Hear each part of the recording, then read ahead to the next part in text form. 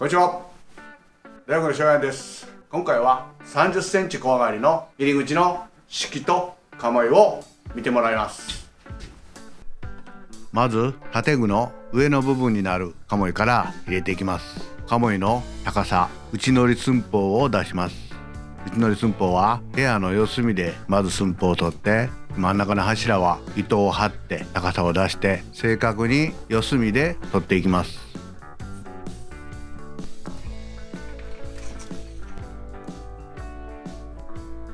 内乗り寸法をつけて、そして柱に鴨居のメッチ穴寸法を書いていきます。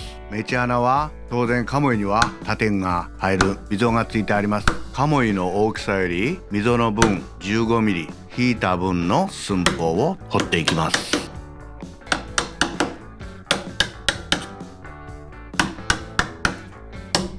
お客さんでもよく間違うんですけども、建具の上にある溝の深い木を鴨居です。下にある建具が乗っている材料、溝の浅い木が敷と言います。よく敷を踏むなって昔から言いますよね。だから敷は下なんです。鴨居は上です。よく間違えられます。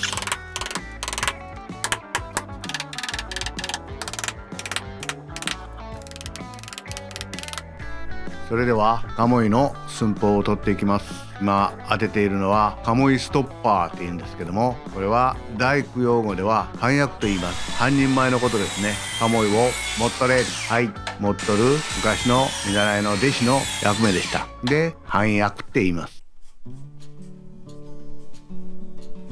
そしてここで鴨居を光っていきます。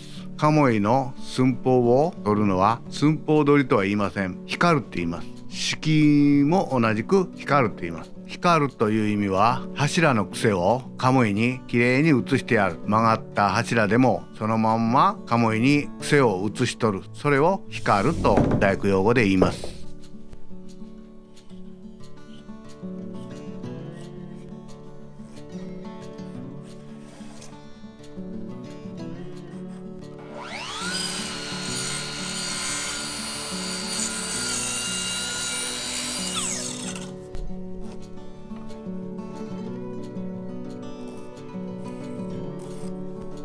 細かい目のノコで刻んでいきます。胴突きを入れているんですけども、今は大工仕事は台の上でする人が多いです。自分らは低い仕事台の上でこういう風に刻みます。この方が自分の体は触れません。やはり自分の振り子が触れるようでは手元も狂います。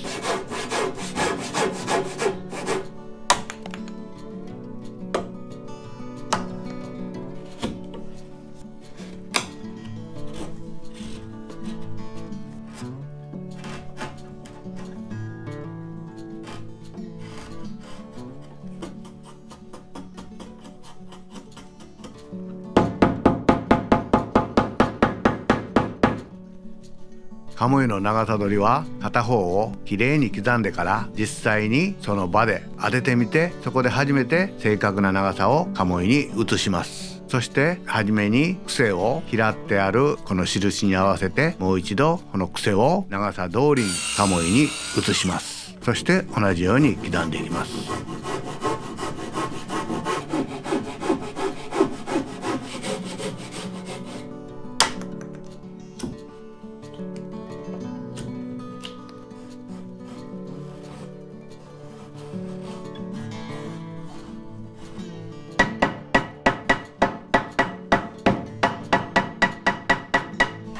鴨居の面を取ります。鴨居の場合はこの溝の中も面を取ります。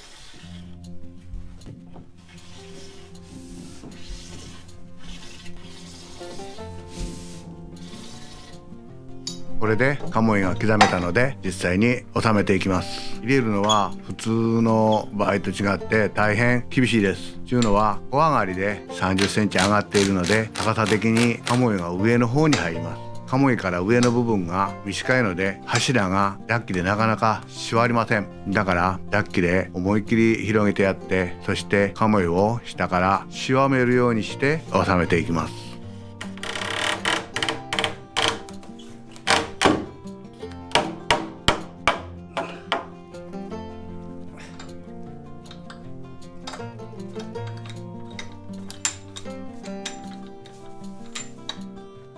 鴨居を収める時に柱を無理やり広げたので力強く叩いて元の位置に戻してやります。無理やりしわめているので叩けば元の状態に戻ります。こちら側は背割りの部分です。柱に背割りがあるので真ん中で膨れています。原能で叩いてやってまっすぐになるまで木殺しして鴨居を入れていきます。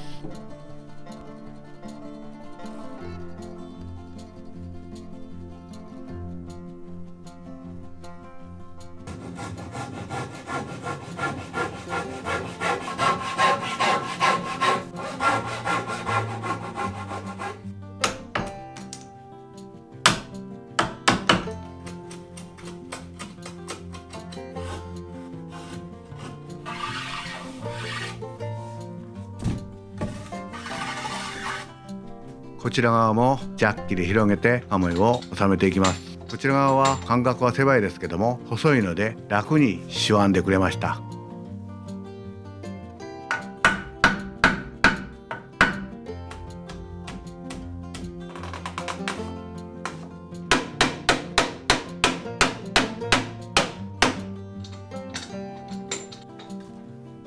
そして同じように叩いてこの元の位置に戻してやります。早めに木殺しした部分とか傷のついた部分に水を打ってやります。そうすればへこみも元に戻ってくれます。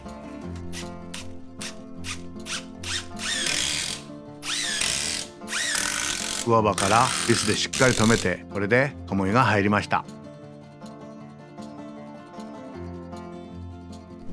それでは下の敷居を入れていきます。高さを見て敷居の目地を掘っていきます。敷居の目地は鴨居と違って細く 15mm の目地にします。これは片方は目地で片方は線を後から打ちます。見てもらうと分かりますけどもそういう細い目地を掘ります。線穴の深さは打つ線よりも少しだけ深めに掘っておきます。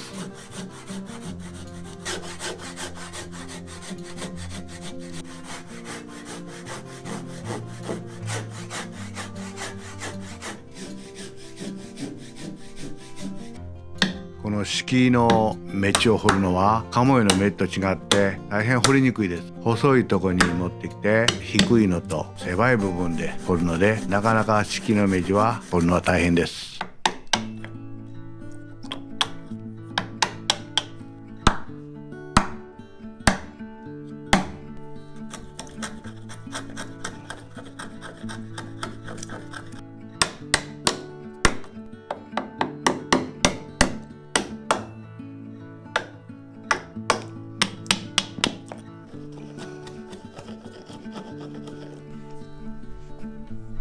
今これノコで割っているのは床が敷の下まで少しだけかかるように貼ってあります。それで床の厚みの分をそこで切り替えています。板は 30mm あるので少し余裕を見て32から 3mm 切り替えていきます。少し余裕を見てないともし板が反った時に敷を持ち上げる力が働きます。それの余裕ですね。丸ノコを使ったついでに敷に打つ目地線も作っておきます。15mm の 15mm の線です。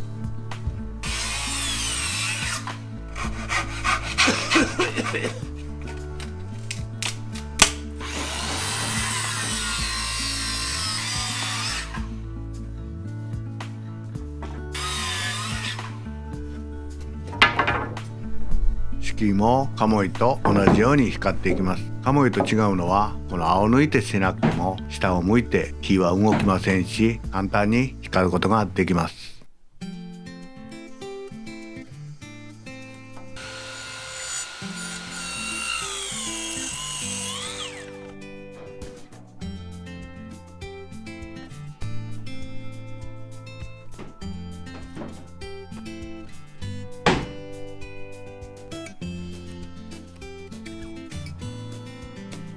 敷居に胴付きを入れていきます。手のこできれいにノコを入れるのは敷居の寸法ですとなかなか難しいです。ノコの角度は絶対に手尻が下がらないように前が水平よりも少し下がっている状態で普通大工はノコを使います。先ほども言ったと思うんですけども、この頃はノコを上から引き下ろします。自分らは引き下ろすってことはめったにしません。昔習った自分は台の上で引き下ろすのは建具屋の仕方やってなぜか言われました。体は楽なんですけども、それが普通のノコの体勢やと思います。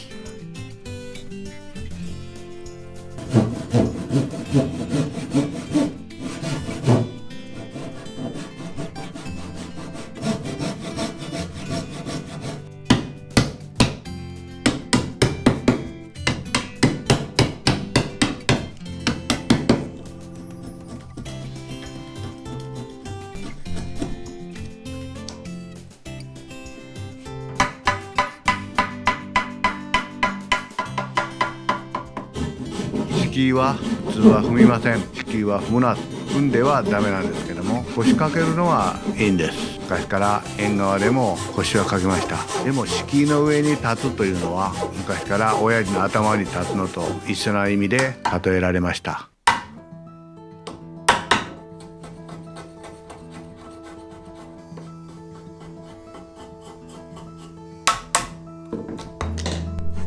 先ほど粗取りした線の寸法を正確に作ります。少しメジャーなより固めになるように作ります。普通はボンドは塗らないんですけども、この場合は下の引き出しの箱に一体にしたいのでボンドを塗ってやります。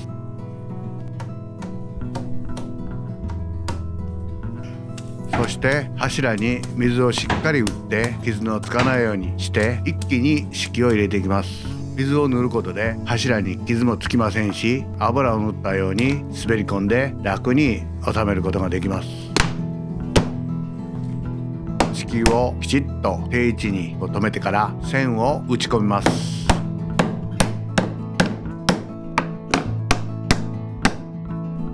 この線は強度的なものではなく、敷のねじれと高さを固定さす線です。だから右左は少し余裕を見てあります。今は取り替えることはないんですけど、昔はよく敷は取り替えました。その時に少しだけ右左に余裕を見てないとこの線を抜くことはできません。だから少しだけ余裕を見ておきます。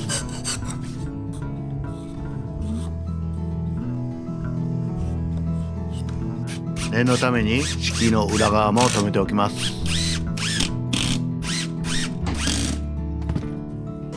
こちら側の敷も同じように刻んでいきます。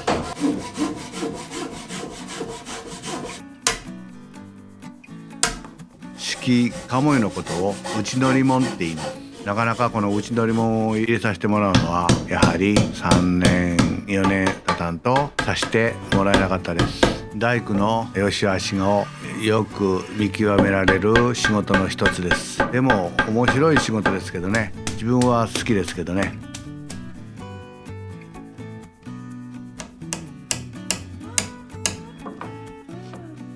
ご覧の通り敷を入れるときは一気に入れます。これを2回3回止めて踏み込むと1回1回傷がつきます。映像で見てるとむちゃくちゃ踏んどるように見えますけども、一気に入れるのがコツですね。